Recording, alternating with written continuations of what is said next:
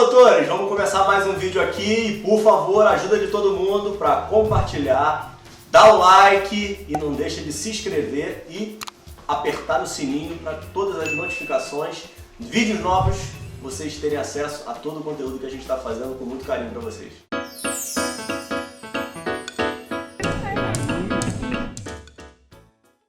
Fala, doutores! Eu sou Ricardo Valente, oftalmologista aqui do Rio de Janeiro, idealizador do canal Fala Doutores. Canal esse que eu venho tentando trazer médicos renomados para mim, que me espelham, que são exemplos, trazendo suas histórias e um pouquinho de luz aí para essa medicina que vem passando por um momento um pouquinho turbulento, mas que, se Deus quiser, a gente vai sair dessa por cima, trazendo muita história boa e exemplos super motivadores para a gente seguir.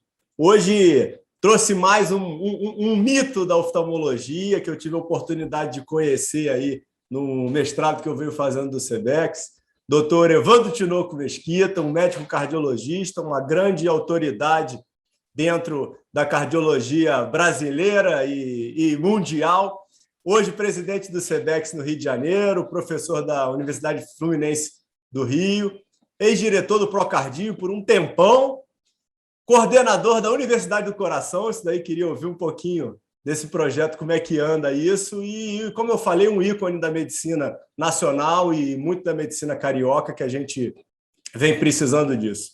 Tudo bem, professor Evandro?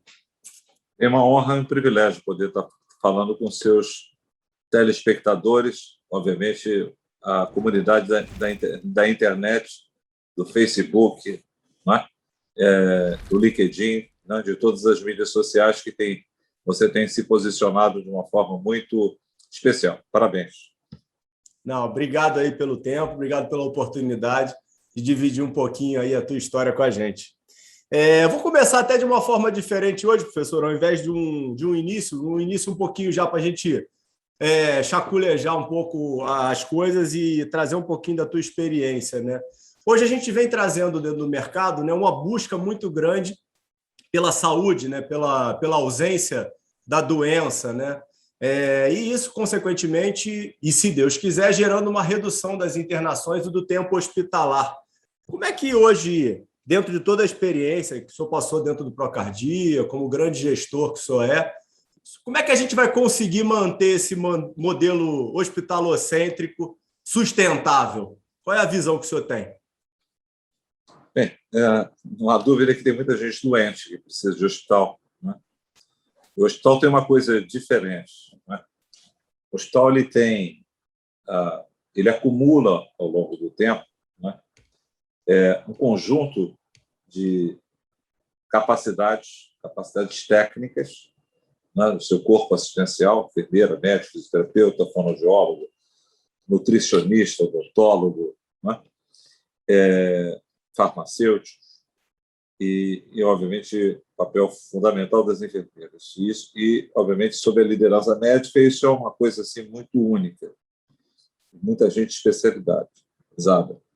A segunda é tecnologia. Né? O hospital tem tecnologias que, obviamente, você não consegue encontrar em outros lugares. Né? E, obviamente, cuidar dessas tecnologias envolve, fundamentalmente, engenheiros biomédicos, né, que cuidam disso. E a terceira coisa é que os hospitais possuem processos e certificações. Obviamente, eu enxergo os hospitais não como alguma pessoa pode achar, num sonho, né, simplista, que deveriam ser destruídos. E, na realidade, são grandes centros que devem ser hubs, e, obviamente, conectado desde o consultório ao paciente em casa, às clínicas, né, com apoio da telemedicina, com as ferramentas de comunicação e, obviamente, e as tecnologias de informação. Então, eu considero os hospitais, além disso, eles também são centros de pesquisa clínica e, obviamente, de inovação. Então, os hospitais do futuro, né, mais do que para serem exterminados, né, você vê que há, né, mesmo com toda a tragédia do Covid, grandes investimentos em fusões e aquisições de hospitais. E os hospitais públicos também estão sendo reorganizados. Né? Claro que hoje eles ainda estão muito no enfrentamento do Covid.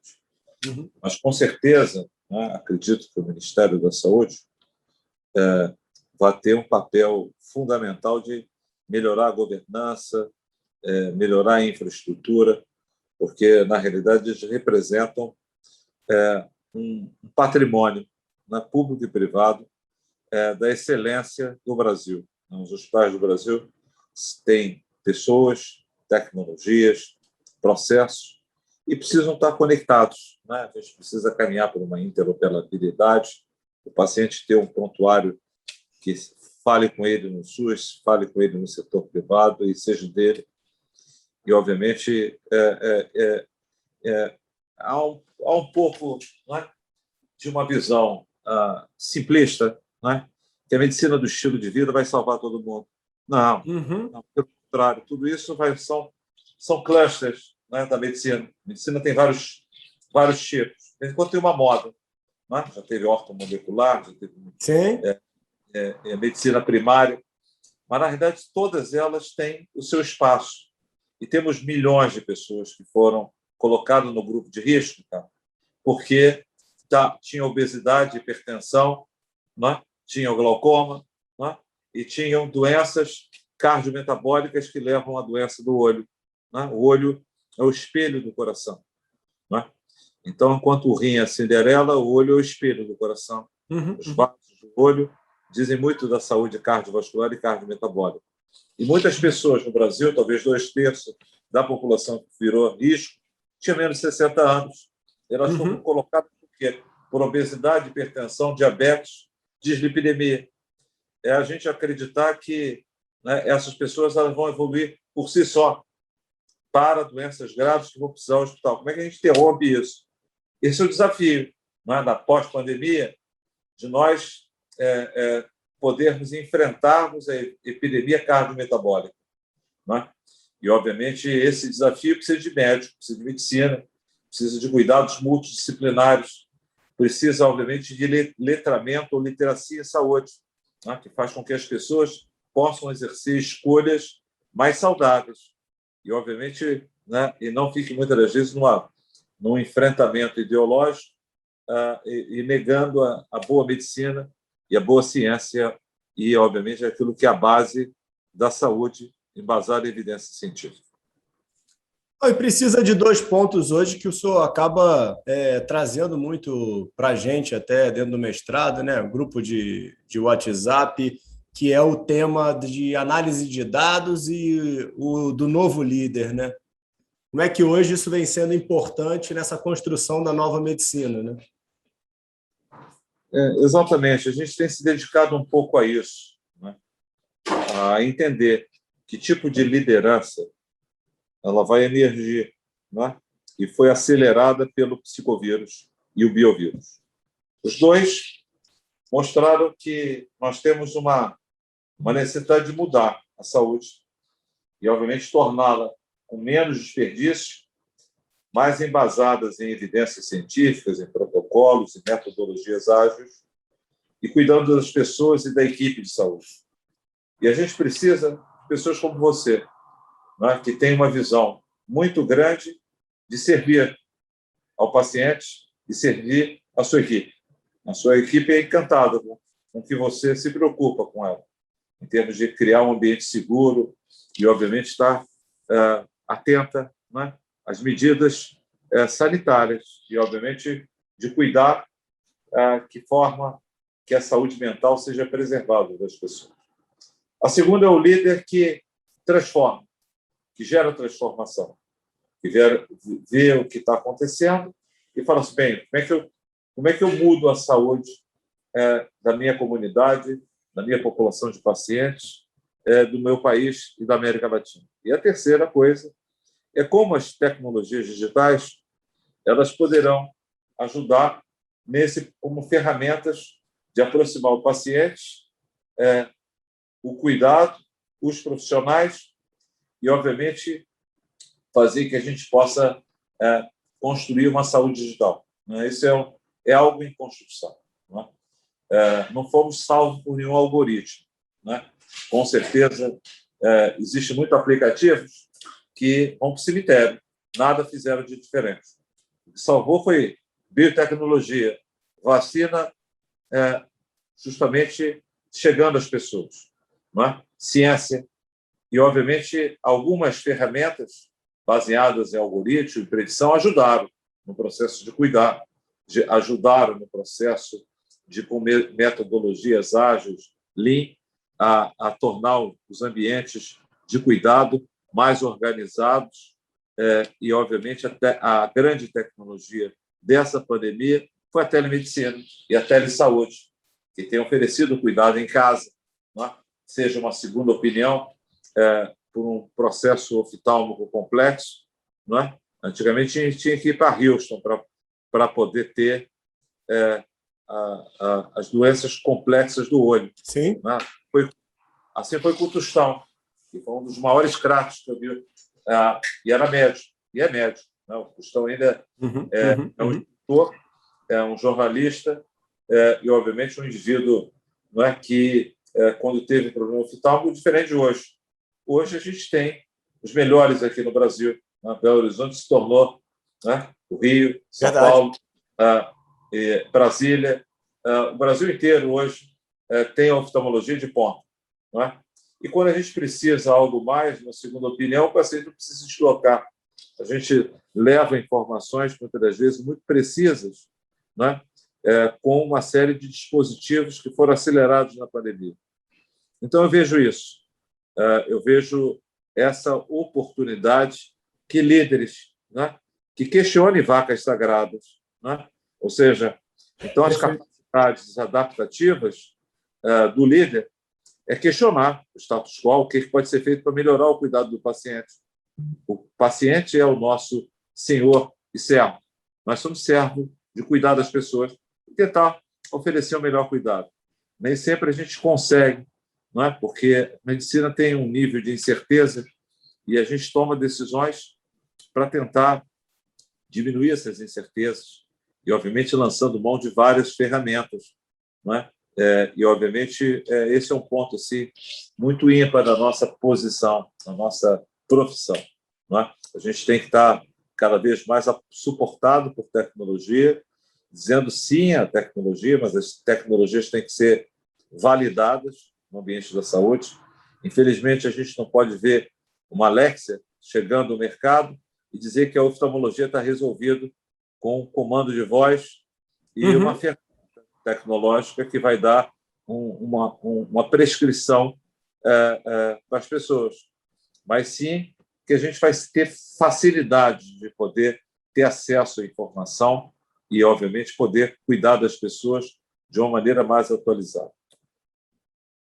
Perfeito. E me diz uma coisa, professor. Quem que é o doutor Evandro Tinoco? Da onde que veio a medicina como propósito de vida aí nessa história? Olha só, na vida as coisas acontecem às vezes de forma aleatória. Não é? O aspecto aleatório é uma coisa muito, muito importante. E você encontra pessoas. Não é? Fazer medicina, eu tinha muita dúvida se ia fazer medicina, direito, economia. Né? Sabia que eu não queria. Né? Não tinha assim, uma vocação para a área das engenharias, da área tecnológica. Mas, ao entrar na medicina, eu descobri grandes pessoas. E essa mentoria, né, ela é absolutamente algo que nos empurra e nos seduz em relação à medicina. Então, a medicina é uma atividade ainda semelhante ao artesão, que é na relação 1 a 1, que você vai encontrando aquele mentor que o influencia, no meu caso, o professor emérito da UF, o professor Raul Carlos Pareto Júnior. Existem outros professores que muito me estimularam nesse caminho de ser apaixonado não só pela medicina, pela docência e gostar da pesquisa. O professor Charles Madi, do INCOR, o professor Giovanni Bellotti, também do INCOR, foram pessoas que me aceleraram nesse processo de me apaixonar pela cardiologia. Eu sou Edson Saad também, né? Então, conhecer pessoas nos fazem despertar a vontade de sermos melhores, né? E essas pessoas eram pessoas magnânimes. Por quê? Porque elas estimulavam a gente a se desenvolver, criavam pontes. Então, esse talvez seja um dos pontos importantes, cara. A gente ter a oportunidade, no curso médio, de encontrar pessoas que nos inspiram e, obviamente, nos também promovem a aspirar a algo maior do que a gente, né? Então, acho que esse é uma coisa mágica na nossa profissão. A continuidade e busca acadêmica também veio dessa forma, na história de fazer o mestrado, fazer o doutoramento? Isso. Então, isso foi uma coisa automática, porque esses professores, eles eram apaixonados pela vida acadêmica, né? Pelo conhecimento, né? Por todo dia querer aprender um pouco mais e estar sendo generosos em compartilhar, né? Então, isso me deu assim a sensação. E, obviamente, conviver, né, em ambientes especiais, né? Então, eu tive a oportunidade, e ainda tenho até hoje a oportunidade de conviver com os colegas da UF, tenho a oportunidade de conviver sempre com jovens e, obviamente, em espaços de excelência, né? E, obviamente, eu tive a oportunidade de conviver décadas, né? Ainda convivo com os colegas do Procardíaco, que sempre procuraram se inspirar na excelência. Então, quando você é inspirado na excelência, e a Sociedade de Cardiologia, ela é uma sociedade que te faz conectar também com a excelência, né? Ela hoje briga para ser a terceira maior sociedade médica em cardiologia do mundo, né?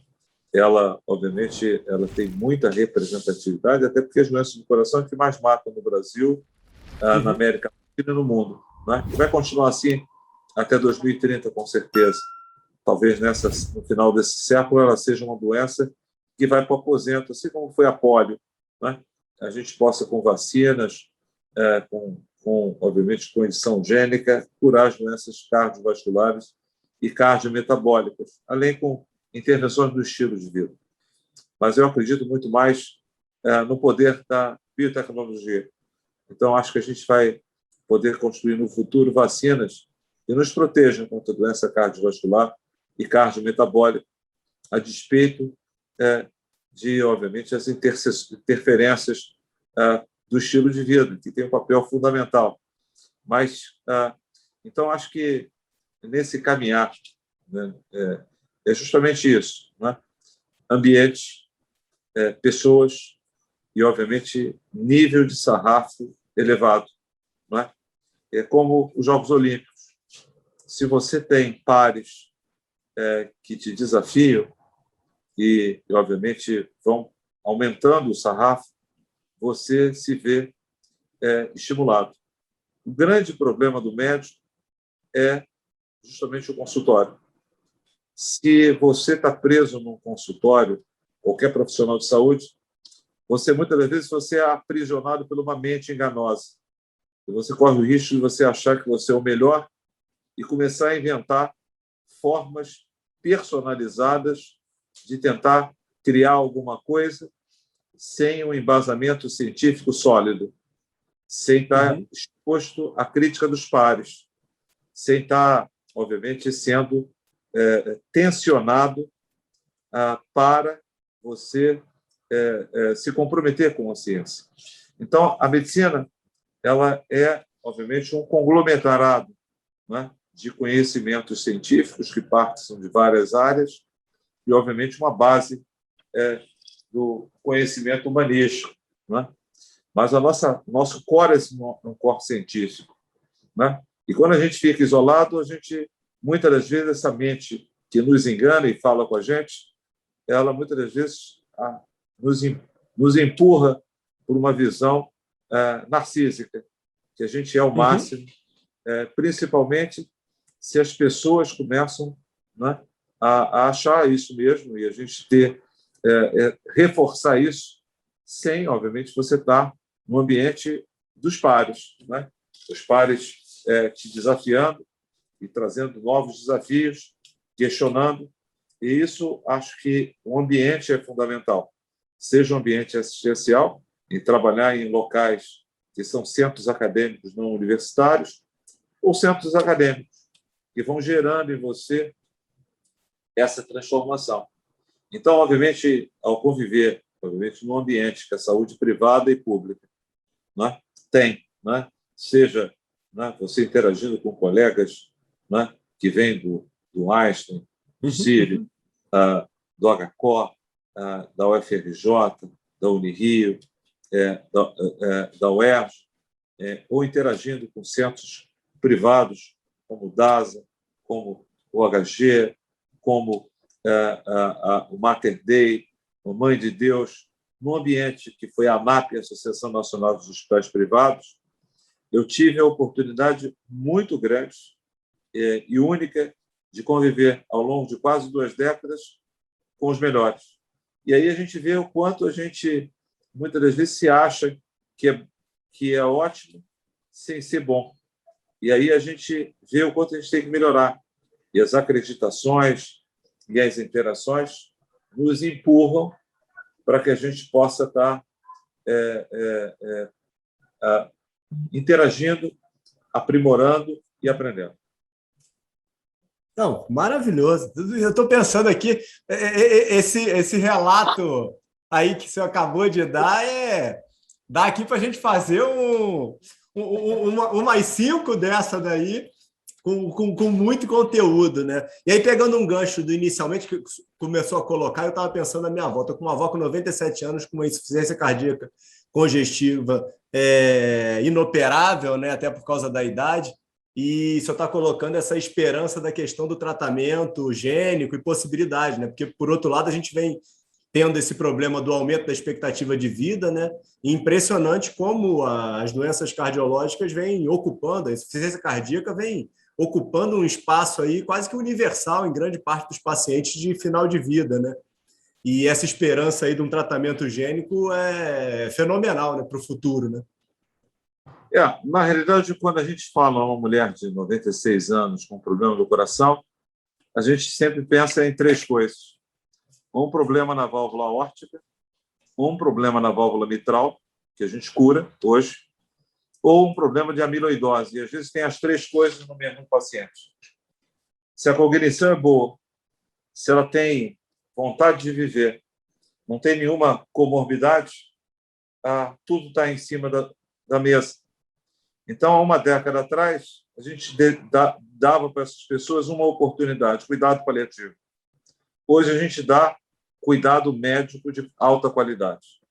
Obviamente, esse cuidado médico envolve times multidisciplinares, o geriatra, o cardiologista intervencionista, muitas das vezes um especialista em amiloidose, e, obviamente, eles conversam, não é? Intervencionistas, cirurgiões, e a gente foi criando, não é? Tratamentos personalizados. Então, eu me lembro, quando nós começamos a colocar implante percutâneo de válvula aórtica, a primeira tinha 95, e aí depois ela completou 100 anos e tem uma foto dela tomando licor em casa. E, obviamente, eu já tive colegas que achavam que era um câncer, né? E tinha parado de trabalhar aos 75 anos, que tinha uma estenose aórtica grave. E, obviamente, essa pessoa recebeu o tratamento percutâneo, voltou ao consultório e ainda está vivo, com mais de 80 anos. Então, a gente tem hoje um conjunto de competências. E, obviamente, o grande problema é escolher bem os médicos, né? Então, a grande dificuldade é o abismo que tem, e a gente também tem esse mesmo abismo entre as outras especialidades. Então, às vezes, a gente, como médico, a gente só tem um carimbo de médico. Hoje, a gente conhece muito uma área, mas é completamente eu estou arriscado a fazer uma verdadeira confusão se eu for achar que eu sei o que é a sua área e sugerir alguém para poder interferir num tratamento que você tenha traçado. E aí é uma grande confusão. Então, a gente está habilitado como médico, nos faz a gente ter muita humildade. Humildade da gente falar daquilo que a gente não sabe, se posicionar daquilo que a gente não sabe, ou prescrever coisas que a gente não entende.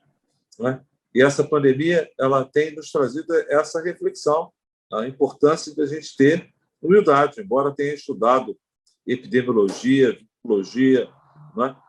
Na minha graduação, há quase 4 décadas atrás, que o conhecimento provavelmente cabia num tio e patinhas.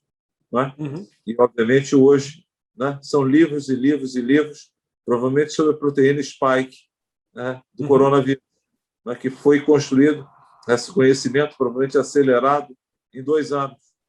Então, ser médico nos obriga a ter uma profunda humildade sobre aquilo que a gente não conhece e não tem experiência. Não é? Porque, às vezes, uma coisa é você ter lido, outra coisa é você ter a vivência daquilo, a experiência clínica. A experiência clínica conta muito. E a gente já foi recém-formado. A gente tem muita certeza quando é recém-formado e a gente vai perdendo as certezas ao longo da nossa caminhada. Não é? Então, esse é o ponto importante. Não é? Ser médico é um desafio em qualquer cenário, não é? E exige muito a gente poder falar e falar assim, olha, estou falando daquilo que eu não sei.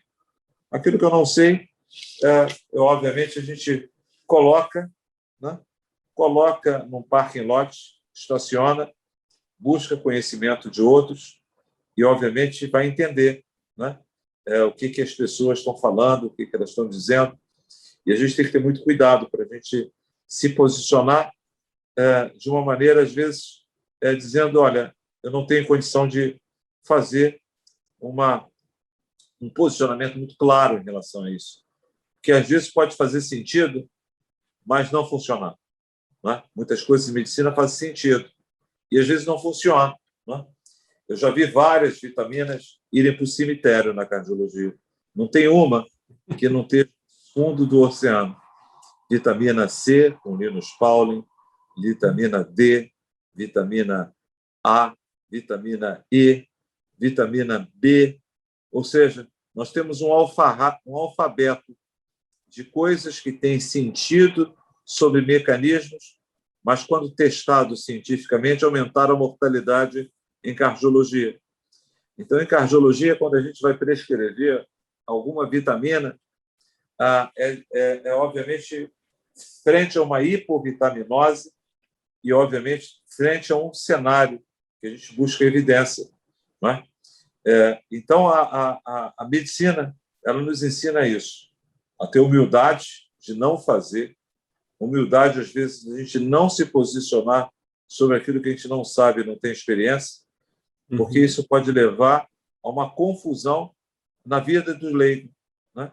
E, às vezes, na vida de outro colega, né? Porque, às vezes, a gente dá uma opinião sobre aquilo que a gente não tem experiência, não tem o conhecimento profundo, e a gente atrapalha o encaminhamento que um outro colega, né, que tem conhecimento, experiência, ia fazer. E aí a gente, muitas das vezes, por uma senioridade, né, as pessoas acham que a gente mais velho, a gente possa ser algum sinônimo de alguma garantia. Não. A gente talvez tenha errado mais, mas nem por causa disso a gente possa ter mais experiência em coisas que a gente não sabe. Então, a experiência talvez seja fazer uma vez a coisa certa. Né?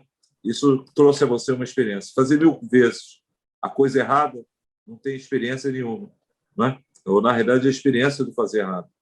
Então, esse é o ponto importante numa profissão extremamente desafiadora, extremamente envolvente, extremamente apaixonante. Né? Porque a gente lida com algo que muda o alvo todos os dias. A gente acorda e a gente não tem a certeza do que realmente é o melhor e o mais certo. E a medicina é isso, da palavra medere, é promover escolhas sábias. Não é? Então, esse processo de construir escolhas é muito desafiador. Não é? E é por isso que eu estou aqui muito satisfeito de poder falar com você e poder ter trazido alguma mensagem que possa servir para reflexão e auxílio, né, para aqueles que estão em momentos diferentes de vida e carreira. Não, sempre traz, sempre brilhante, professor. Um baita de um privilégio, tá? Vamos fazer outras conversas dessa, tá? Queria muito escutar a parte toda aí do PRO, que eu acho que é uma história ímpar aí de vida que você teve. Falar um pouquinho mais aí do projeto da Universidade do Coração, acho que é algo que vale muito e traz muito diferencial aí para os jovens médicos que estão se formando. Vamos tentar combinar outras conversas dessa, que vai ser um baita de um prazer. A tua presença aqui é inigualável. Te agradeço imensamente pelo tempo e é uma honra aí poder dividir isso com o senhor. Eu te agradeço a você e dizer a você que estamos sempre disponíveis, né, para a gente poder estar, de alguma maneira, estimulando a reflexão, né, porque a ciência ela é feita de 3 maneiras. Uma é testando, né, fazendo ciência do ponto de vista de pesquisa e, obviamente, testando novos medicamentos, novas tecnologias. A segunda é através de postulados matemáticos, né, como a Einstein, né, que provou há quase um século atrás que haveria luz atrás do buraco negro. E há 2 semanas atrás isso foi demonstrado. Então, a matemática, que é a rainha certa da ciência, é construir postulados matemáticos e ciência. E a terceira é justamente através da reflexão do pensamento. Pensar sobre o pensamento, exercer metacognição e, obviamente, especialistas trabalharem dentro de conceitos de conhecimento.